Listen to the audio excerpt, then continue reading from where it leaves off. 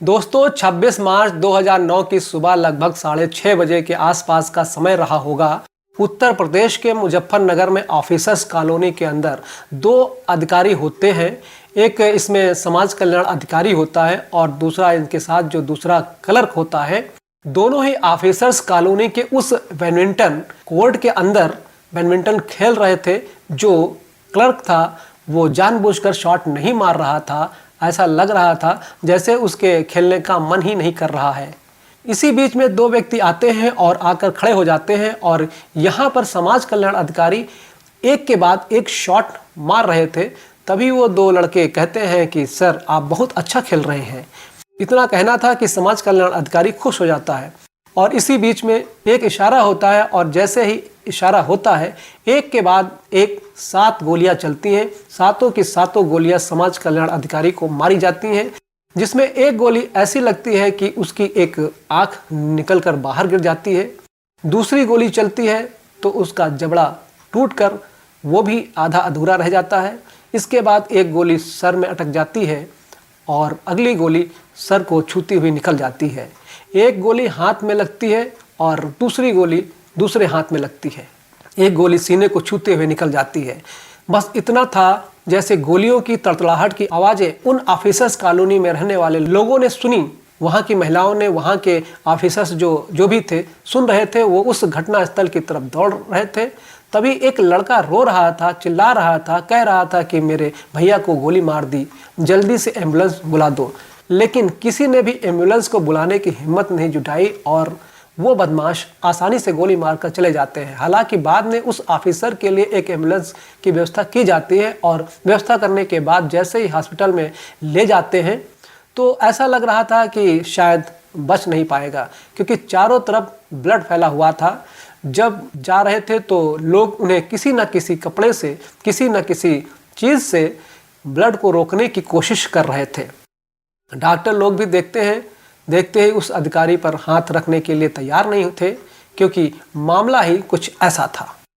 आखिरकार डॉक्टर ने कोशिश की और थोड़ी बहुत उपचार करने के बाद सीधा हायर मेडिकल सेंटर रेफर कर दिया जाता है। कहा कि हमारे बस की बात नहीं है, इनको किसी अच्छे जगह पर आप ले जाइए। उसके बाद फिर इलाज शुरू होता है।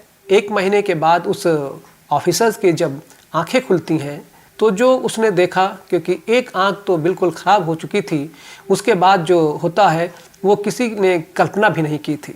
दरअसल इस कहानी ने वाकई इतिहास रच दिया। कई कहानियाँ ऐसी होती हैं जिनको पढ़ने के बाद बड़ा सुकून मिलता है, तसल्ली मिलती है।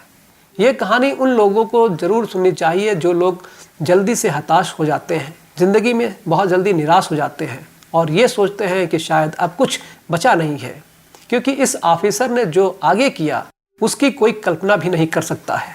आज की जो सच्ची कहानी है, जो सच्ची घटना मैं आपको सुनाने जा रहा हूँ, ये सच्ची घटना है उत्तर प्रदेश के अलीगढ़ जिले की। दरअसल अलीगढ़ जिले का एक गांव का रहने वाला एक व्यक्ति जिसका नाम शिवदान सिंह होता है।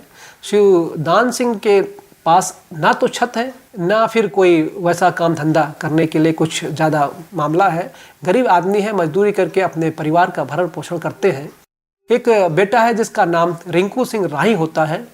उसको लेकर वो शहर चला जाता है, यानी कि अलीगढ़ के डोरी नगर में जाकर अपना मेहनत मजदूरी करता है। लेकिन अभी से उसको ख्याल आता है कि क्यों ना एक ऐसा काम किया जाए जो अस्थायी काम हो, जिसमें 2 पैसे ज़्यादा इनकम हो, जिससे घर की हालत कुछ अच्छी हो सके।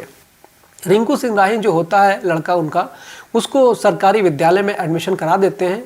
जैसे ही एडमिशन होता है उसने पढ़ना इतना अच्छी तरीके से शुरू किया था कि उसकी हर जगह तारीफ होनी शुरू हो जाती है। वक्त जैसे जैसे आगे बढ़ रहा था उसका एडमिशन राजकीय इंटर कॉलेज में हो जाता है और राजकीय इंटर कॉलेज में हाई स्कूल हो या इंटर हो, वो इतने अच्छे से नंबर लेकर आता है कि उसको छात्रवृत्ति का एक ऑफर मिल जाता है। कहा जाता है कि अगर तुम पढ़ना चाहो तो तुम्हें छात्रवृत्ति मिल सकती है और इसके बाद आप कुछ भी कर सकते हो। अब उसे एक मौका मिल रहा था तो जमशेदपुर के अंदर NIT कॉलेज होता है, वहाँ से बीटेक करने का अवसर मिलता है और बहुत बड़ी मात्रा में जो पैसे होते हैं वो छात्रवृत्ति के माध्यम से पूरे हो जाते हैं।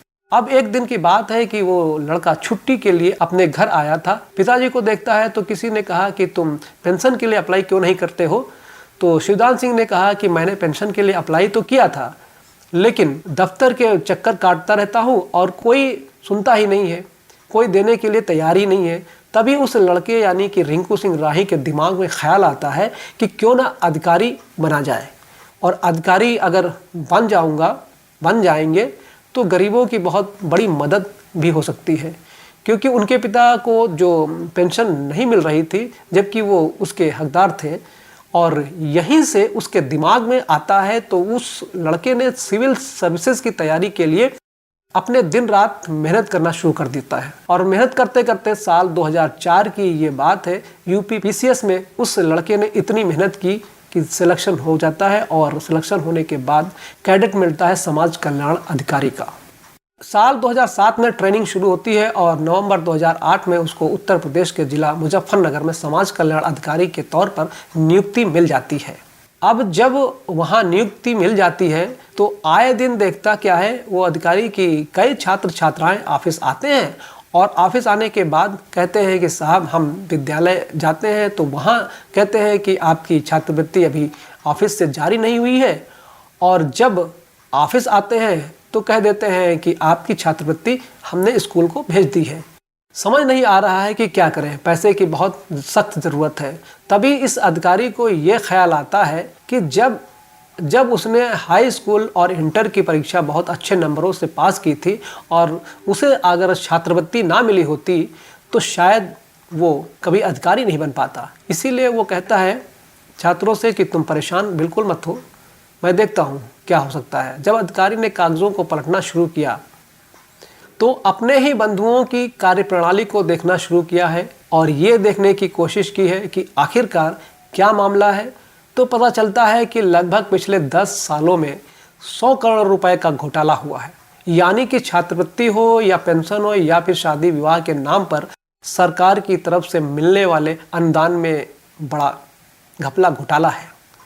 छात्रों को घुमाया जाता है, छात्र थक हार कर बैठ जाते थे, नए नए फर्जी तरीके से अकाउंट खुलवाए जा रहे थे और वो पैसों को किसी दूसरी जगह पर भेजा जा रहा था। इसीलिए उस अधिकारी ने जब इनमें से जो भी खेल तमाशा हुआ था, भ्रष्टाचार हुआ था, घोटाला जो भी हुआ था, उस घोटाले को खोलने के लिए जब सबूत इकट्ठा करना शुरू किया तो विभाग में ही एक दो ऐसे बाबू होते हैं जो इन सब बातों को जान रहे थे। उन्होंने तुरंत ही उच्च अधिकारियों को, तुरंत ही ऐसे नेताओं को, तुरंत ही ऐसे अफसरों को ये खबर देनी शुरू कर दी कि घोटाला घपला जिस दिन खुलेगा तो तुम्हारे गिरेबान तक भी हाथ पहुंच जाएंगे, तुम भी नहीं बच पाओगे, देख लेना। अब इसी बीच में लखनऊ के एक बड़े अधिकारी का फ़ोन आता है रिंकू सिंह राही के पास। वो कहते हैं कि समाज कल्याण अधिकारी जी, आपको काम करना है या फिर आपको मरना है। आपको पता नहीं है कि आपकी लाश कहाँ जाकर मिलेगी, आपके साथ क्या हो सकता है। इस तरह की जब धमकी दी जाती है तो रिंकू सिंह राही डरता नहीं है। वो सोचता है कि अरे कोई दिक्कत नहीं है, इस तरह की धमकियाँ तो मिलती ही रहती हैं। तभी एक दिन पता चलता है कि एक व्यक्ति आता है, कहता है कि साहब तुम्हारे नाम की 50,000 रुपए की सुपारी दे दी गई है, किसी दिन मारे जा सकते हो। अब रिंकू राही जो था वो अपने काम को जो कर रहे थे उसे अंजाम देने से पीछे नहीं हट रहे थे। इस बीच में जो मुजफ्फरनगर के डीएम साहब होते हैं उनको पूरी कहानी बताई जाती है। डीएम साहब कहते हैं कि तुम अपना काम पूरी ईमानदारी के साथ करो, तुम्हें डरने की कोई ज़रूरत नहीं है, घबराने की कोई ज़रूरत नहीं है। अब रिंकू सिंह राही जो है वो अपना काम करना शुरू कर देता है। इसी बीच में ये साल 2009 की बात है, 26 मार्च 2009 का ये मामला है। उन दिनों इलेक्शन की तैयारी चल रही थी। बताया जाता है कि लोकसभा का इलेक्शन था, और जब लोकसभा का इलेक्शन हो या फिर कोई भी इलेक्शन होता है तो सारी की सारी पावर आ जाती है चुनाव आयोग के पास, और चुनाव आयोग ही ट्रांसफ़र या अदला बदली कर सकता है और किसी के बस की बात नहीं होती है। अब ऐसे में जब अधिकारियों ने खुद को फंसा हुआ पाया तो उन्होंने सोचा कि क्यों ना ट्रांसफ़र करा दें, लेकिन मामला इलेक्शन कमीशन के हाथ में पहुंच गया था तो इसीलिए ट्रांसफ़र करा नहीं सकते थे। तभी उन्होंने सोचा कि क्यों ना इसको हम रास्ते से ही हटा दिया जाए, और इसके लिए 26 जनवरी 2009 की सुबह लगभग 6:30 बजे के आसपास का समय रहा होगा। मुजफ्फरनगर के अंदर जो बैडमिंटन कोर्ट है, वो ऑफिसर्स कॉलोनी के अंदर बैडमिंटन जो कोर्ट है, वहाँ पर ऑफिसर्स वगैरह खेला करते थे।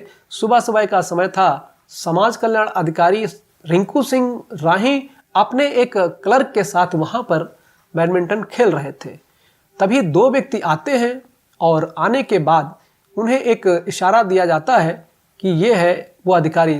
जैसे इशारा दिया जाता है, एक के बाद एक 7 गोलियां चलती हैं और 7 गोलियां चलने के बाद जैसे ही अधिकारी को लगती है, अधिकारी जमीन पर गिर जाता है, लहूलुहान हो जाता है। इसी बीच में घर तक खबर पहुंच जाती है। एक लड़का आता है, रोता बिलखता हुआ कहता है कि मेरे भैया को हॉस्पिटल पहुंचा दो। आखिरकार एम्बुलेंस आती है, उसको फिर हॉस्पिटल में भर्ती कराया जाता है।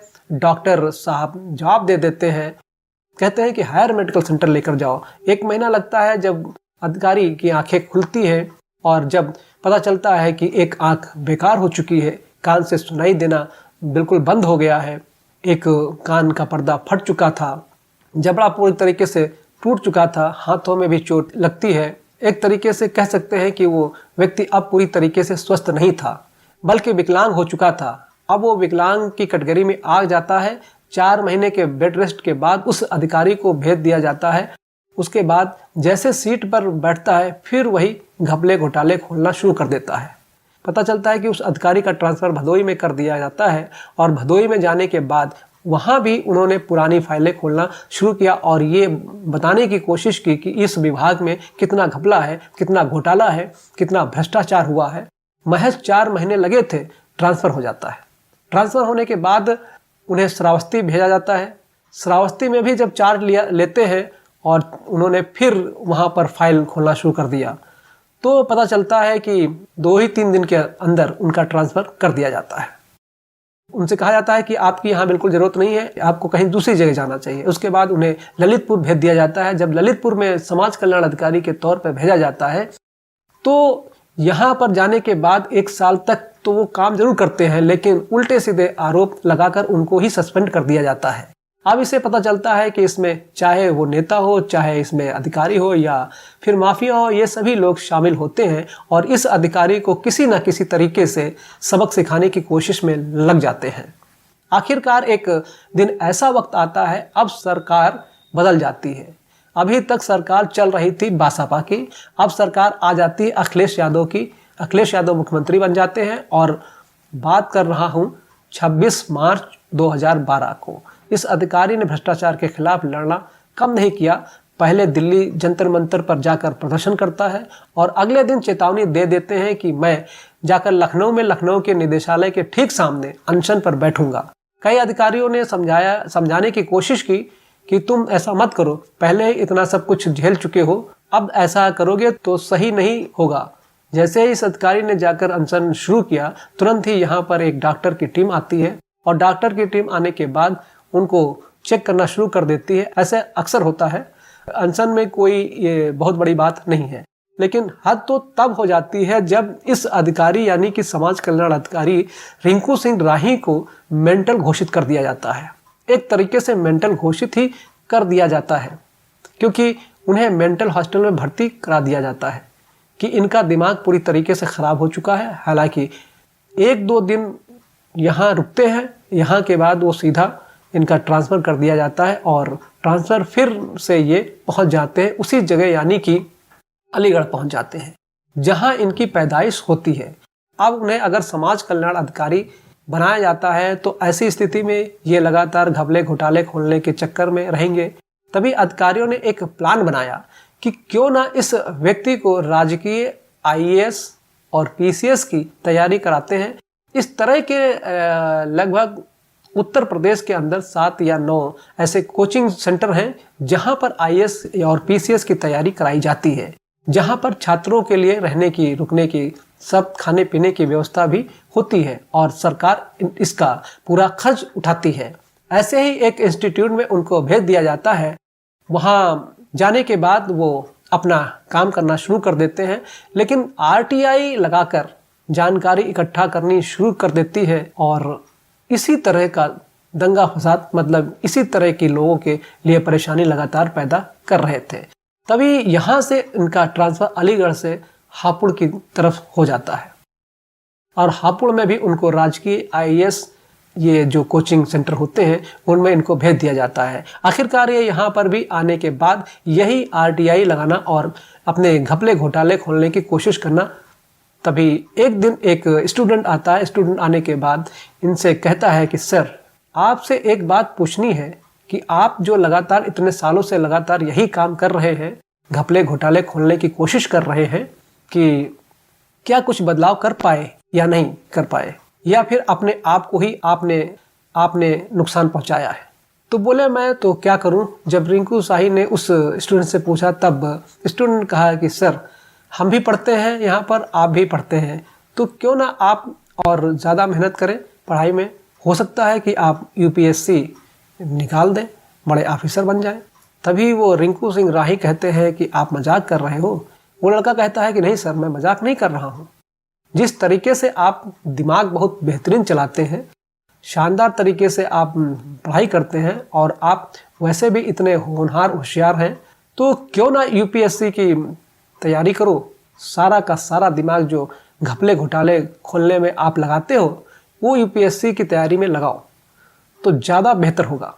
जैसे रिंकू सिंह राही ने ये बात सुनी, उस लड़के की बात सुनने के बाद उनके दिमाग में इस कदर घर कर जाती है कि उन्होंने दिन रात पढ़ना शुरू कर दिया और पढ़ते पढ़ते उन्होंने ये चमत्कार कर दिखाया कि कोई भी इसकी उम्मीद भी नहीं कर सकता। हालांकि विशेष कैटेगरी में उन्होंने साल 2021 में UPSC एग्ज़ाम क्लियर किया और 683वां रैंक हासिल करने के बाद उनको IAS का कैडर मिल जाता है। और जब IAS का कैडर मिलता है और उत्तर प्रदेश में उनकी पोस्टिंग रहेगी, उत्तर प्रदेश के किसी भी हिस्से में आ सकते हैं, जा सकते हैं।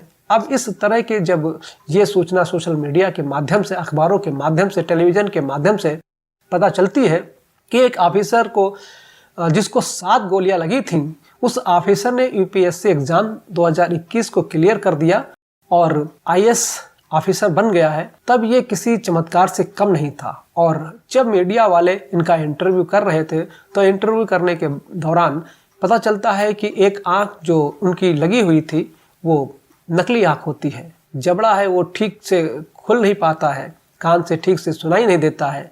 हाथों में जो गोलियां लगी थी उसमें भी दिक्कत परेशानी होती है, लेकिन उन्होंने हिम्मत नहीं हारी और इसके बाद अपना ये काम करना शुरू कर देते हैं। लेकिन इससे कुछ ही दिन पहले की बात है, ये 18 फरवरी 2021 को मुजफ्फरनगर की ट्रायल कोर्ट में जब इन पर गोली चलाई गई थी तब इन्होंने FIR दर्ज कराई थी और 8 लोगों के खिलाफ FIR थी। 4 के खिलाफ कोई सबूत मिला नहीं था, लेकिन 4 के खिलाफ सबूत मिलते हैं, जिसमें बताया जाता है कि जो शूटर थे उनमें एक बॉबी उर्फ पंकज होता है, एक का नाम प्रहलाद होता है और इसमें एक बाबू भी होता है। इसमें बाबू कौन होता है पता नहीं, लेकिन एक का नाम अमित, एक का अशोक होता है। इसके खिलाफ 10-10 साल की इन्हें सज़ा सुनाई जाती है और इन पर कुछ अर्थदंड भी रखा जाता है। साथ ही इस अधिकारी ने, यानी कि जो मसूरी में लावासना होता है, वहाँ पर ट्रेनिंग दी जाती है। ट्रेनिंग के बाद जब उनकी पहली पोस्टिंग जो होती है उसे सुनकर हर कोई हैरान रह जाता है। दरअसल पहली पोस्टिंग जो होती है उनकी, वो मार्च 2024 में ये उसी मुजफ्फरनगर में पहुँच जाते हैं जॉइंट मजिस्ट्रेट बनकर, जहाँ पर इनको गोली लगती है। और उसी जगह जहाँ बैडमिंटन कोर्ट पर जहाँ गोलियां चली थी, जहाँ 7 गोलियां मारी गई थी, उसी बैडमिंटन कोर्ट के पास में खड़े होकर उस दिन की घटना को वो याद कर रहे थे। और जब याद कर रहे थे तो किसी ने पूछा कि सर आप यहाँ क्यों खड़े हैं। तब उन्होंने कहा कि एक पुराना रिश्ता है, पुरानी चीज़ें हैं, याद आ गई हैं। दोस्तों, इस पूरे घटनाक्रम को सुनाने का उद्देश्य किसी को परेशान करना बिल्कुल नहीं है, बल्कि आप लोगों को जागरूक करना है, आपको सचेत करना है, आपको बताना है कि अगर कोई व्यक्ति कुछ ठान ले तो चाहे कितनी भी बड़ी मुश्किलें क्यों ना हो, वो कभी हार नहीं मानता है। दोस्तों, क्या कहना चाहते हैं आप इस जाबाज ऑफिसर के लिए? आपकी जो भी राय है वीडियो के कमेंट बॉक्स में आप लिख सकते हैं। और अगर आपको वीडियो पसंद आई हो तो लाइक कर दीजिए, अपने दोस्तों को शेयर कर दीजिए और चैनल पर पहली बार अगर वीडियो देख रहे हैं तो कृपया करके चैनल को सब्सक्राइब कर लीजिए। धन्यवाद। जय हिंद।